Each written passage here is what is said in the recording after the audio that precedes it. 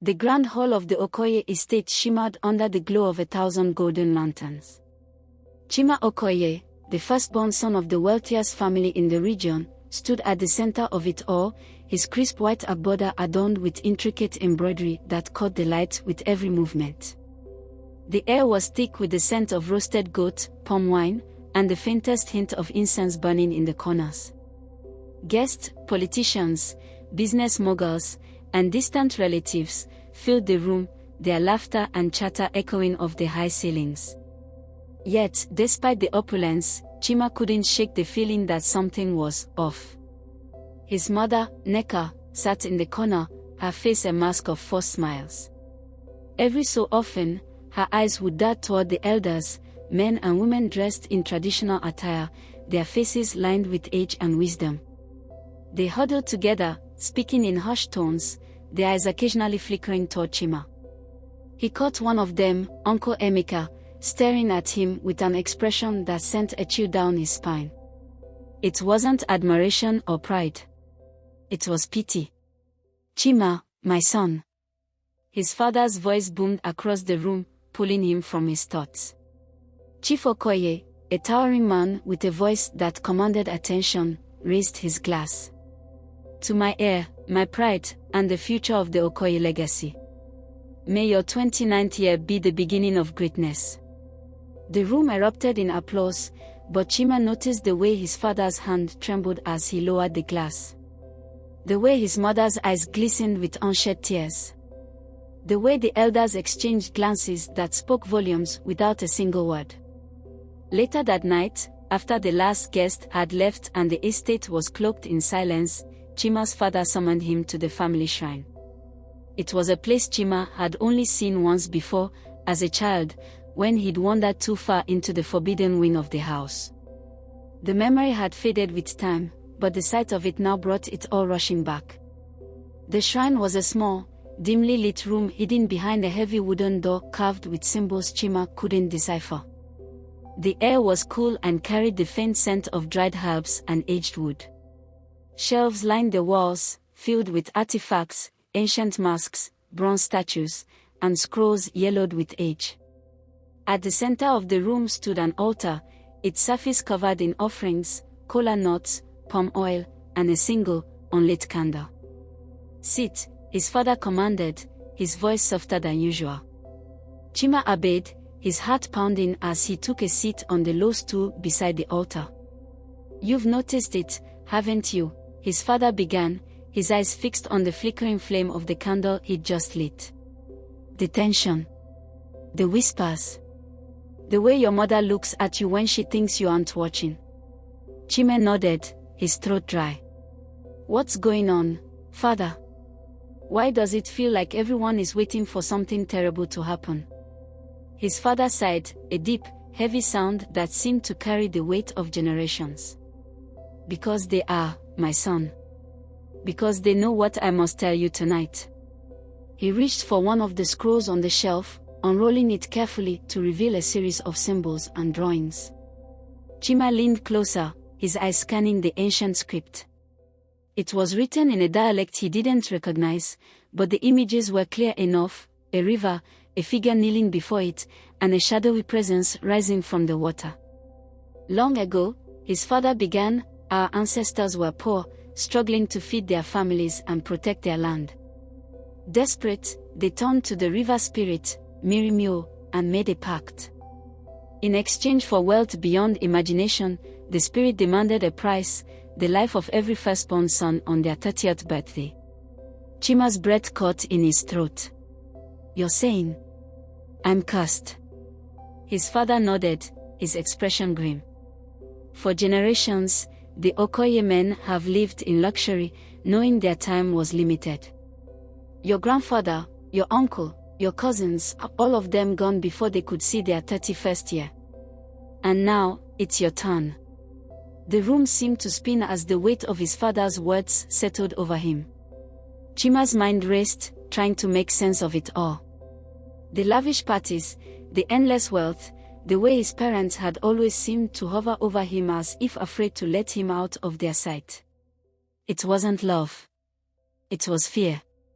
There has to be a way to break it, Chima said, his voice trembling. A ritual, a sacrifice, something. His father hesitated, then reached for another artifact, a small, intricately carved box. Inside was a scroll, older and more fragile than the first. He handed it to Chima, his hands shaking. This scroll speaks of a ritual that could break the curse, his father said. But the instructions are incomplete. No one has ever dared to try it. The risks are too great. Chima unrolled the scroll, his eyes scanning the cryptic symbols. Some of the words were faded, others smudged beyond recognition. But one phrase stood out, clear and unmistakable: the river demands a sacrifice. I'll do it, Chima said, his voice firm despite the fear coursing through him. I'll find a way to break this curse. For me. For our family. His father's eyes filled with tears, but he said nothing. Instead, he placed a hand on Chima's shoulder, a silent acknowledgement of the burden his son now carried. As Chima left the shrine, the scroll clutched tightly in his hand. He couldn't shake the feeling that the shadows in the room were watching him. That somewhere, deep in the heart of the river, Mirimio was waiting. The clock was ticking. The journey to the remote village was nothing like Chima had imagined. The road, once paved and smooth, gave way to dirt paths that twisted through dense forests and rolling hills. The air grew heavier the closer he got, thick with the scent of damp earth and the faint, metallic tang of water. By the time he reached the village, the sky had darkened, and a low mist clung to the ground, swallowing the edges of the huts and the tops of the trees. The village was small, no more than a cluster of mud brick homes with thatched roofs. The people moved quietly, their voices hushed as if afraid to disturb the silence. When Chima stepped out of his car, all eyes turned to him. He could feel their gazes, curious, wary, and, in some cases, outright hostile. "You're an Okoye," an old man said, his voice cracking like dry wood. It wasn't a question. Chima nodded, unsure of how to respond. The man spat on the ground and walked away, muttering under his breath. Others followed suit, disappearing into their homes or the mist until Chima was left standing alone in the center of the village. It was then that he noticed her, an old woman sitting on a stool outside one of the huts. Her hair was a wild tangle of gray, and her skin was deeply lined, but her eyes were sharp, piercing. She beckoned him over with a crooked finger, and though every instinct told him to turn back, Chima found himself walking toward her. "You've come to break the curse," she said, her voice low and raspy. Again, it wasn't a question. "How did you know?" Chima asked, his voice barely above a whisper. The woman smiled, revealing a mouthful of teeth stained red from chewing kola nuts. "The spirit told me. Mirimio knows when one of the Okoyes draws near. She's been waiting for you." Chima's heart skipped a beat. "Waiting for me? Why?" The woman didn't answer immediately. Instead, she stood and gestured for him to follow her into the hut. Inside, the air was thick with the scent of herbs and smoke. The walls were lined with shelves filled with jars of dried plants, animal bones, and other objects Chima couldn't identify. At the center of the room was a small fire, its flames casting flickering shadows on the walls. "Sit," the woman commanded, pointing to a mat on the floor. Chima obeyed, his eyes never leaving her as she began to rummage through one of the jars. "You are not the first Okoye to come here," she said finally, her back still turned to him. "Your grandfather came, many years ago. He was a proud man, too proud to listen. He thought he could outsmart the spirit, but Mirimio is not so easily deceived." "What happened to him?" Chima asked, though he already knew the answer. The woman turned to face him, her expression grim. "He died, just like the others. But you are different. I can see it in your eyes. You are not here out of pride or greed. You are here because you want to end the suffering." Chima nodded, his throat tight. Tell me what I need to do. The woman sat across from him, placing a small bowl of water between them. She dipped her fingers into the water and began to draw symbols on the ground, circles, lines, and shapes that seemed to pulse with an energy of their own. The ritual must be performed at the river source, under the light of the full moon, she said. You will need 3 things: a lock of your father's hair, a golden chalice passed down through your family, and the blood of a willing sacrifice. Chima's stomach churned at the last item. A sacrifice? You mean, a person? The woman shook her head. Not a person. An animal. A goat, pure and unblemished. But the sacrifice is not just physical. The spirit will demand something more from you, something you may not be willing to give. What do you mean? The woman leaned closer, her eyes boring into his. The spirit is both vengeful and merciful. She will test you, Chima Okoye. She will force you to confront your deepest fears, your darkest secrets. And if you fail, the curse will not only remain, it will grow stronger. Chima swallowed hard, his mind racing. He had come here hoping for answers, for a way to break the curse. But now, faced with the reality of what it would take, he wasn't sure he was ready. Why me? He asked finally. Why has the spirit been waiting for me? The woman smiled, but there was no warmth in it. Because you are the first Okoye who has ever truly wanted to break the curse. The others came out of fear or desperation, but you come with a pure heart. And that, Chima Okoye, is both your greatest strength and your greatest weakness. She handed him a small pouch filled with herbs. Take this. It will protect you on your journey. But remember, the river is not just a place. It is a living thing, and it will not give up its secrets easily. As Chima left the hut, the mist seemed to close in around him, wrapping him in a cocoon of silence. The full moon was only a few days away, and he could feel the weight of time pressing down on him. Somewhere, deep in the forest, the river was waiting. The days leading up to the full moon were a blur of preparation and dread. Chima returned to the Okoye estate, his mind racing with the instructions the old woman had given him. The first item, a lock of his father's hair, was easy enough to obtain. His father, though reluctant, agreed without protest, his eyes heavy with guilt and resignation. Be careful, my son, his father said as he handed over the small, tight bundle of hair. The spirit is cunning. It will try to deceive you. The second item, the golden chalice, was kept in the family shrine. It was an ornate piece, its surface engraved with symbols that seemed to shift and dance in the flickering candlelight. Chima had seen it before, but he'd never paid it much attention. Now, as he held it in his hands, he felt a strange energy emanating from it, a faint hum that seemed to resonate with his heartbeat. The final item, the rare herb, proved to be the most challenging. It grew only near the river source, in a place the villagers called ODOGWU'S, the Forbidden Grove. The old woman had warned him that the grove was guarded by spirits, and that few who entered ever returned. On the eve of the full moon, Chima set out for the grove, the pouch of herbs the old woman had given him tied securely around his neck. The forest was eerily quiet, the usual sounds of birds and insects replaced by an oppressive silence. As he ventured deeper, the trees grew thicker, their gnarled branches twisting together to form a canopy that blocked out the sun. It was there, in the heart of the grove, that he found the herb, a small, unassuming plant with leaves that shimmered like silver in the dim light.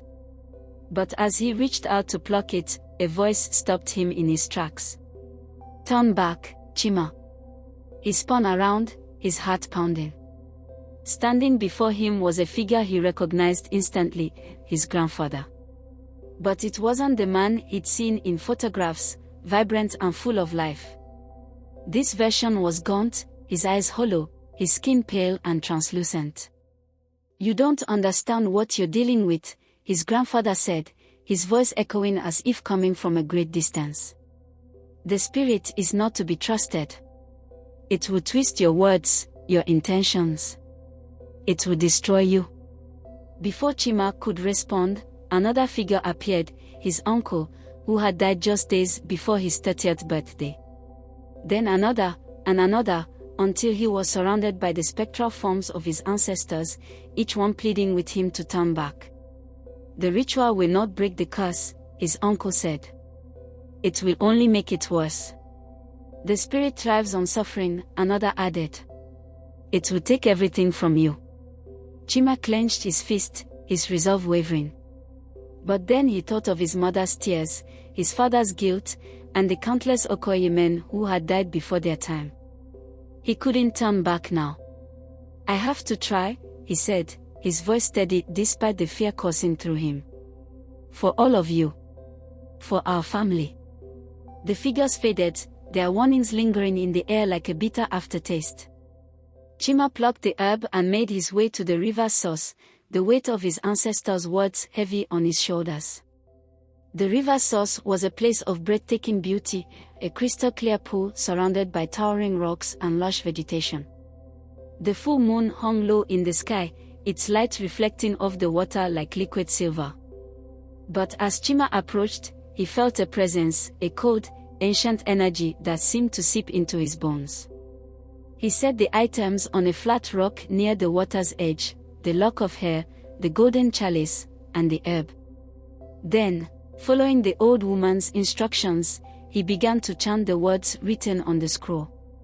At first, nothing happened. The night was still, the only sound the gentle lapping of the water against the rocks. But then, slowly, the water began to ripple, and a figure emerged from the depths. It was Mirimuo, the river spirit.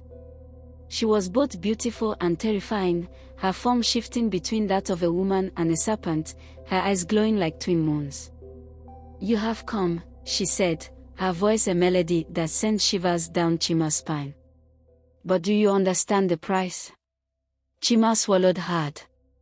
I'm willing to do whatever it takes to break the curse. The spirit smiled, but there was no warmth in it.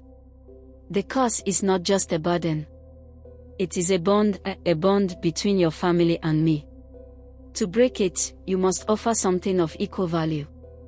Not just the items you have brought, but your life force. Chima's heart skipped a beat. My life force. The spirit nodded. You must give yourself to me, body and soul.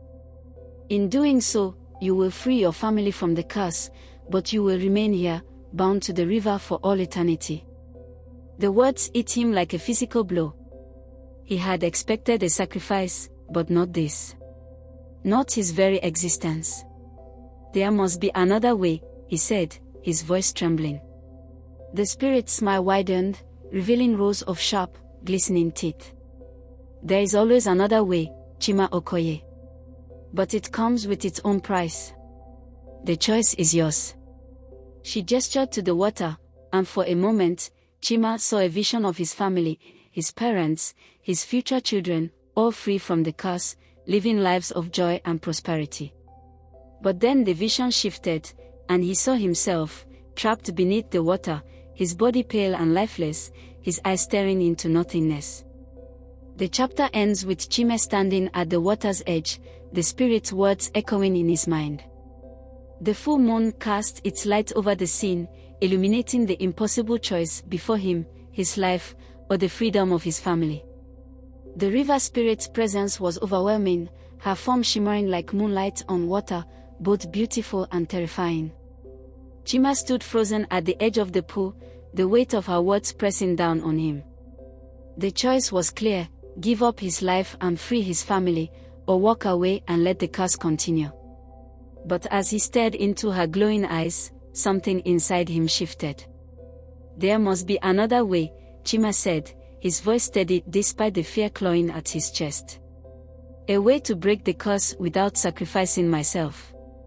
The spirit tilted her head, her expression unreadable. You are bold, Chima Okoye.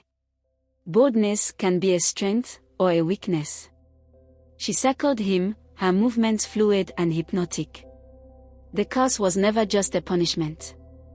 It was a test of your family's character. Your ancestors were given wealth to uplift others, to honor the river and its gifts. But they chose greed over generosity, power over compassion. And so, the curse was born. Chima's mind raced. If it's a test, then let me prove that we can change. Let me show you that the Okoye family can honor your original intent. The spirit paused, her gaze piercing. And how do you propose to do that?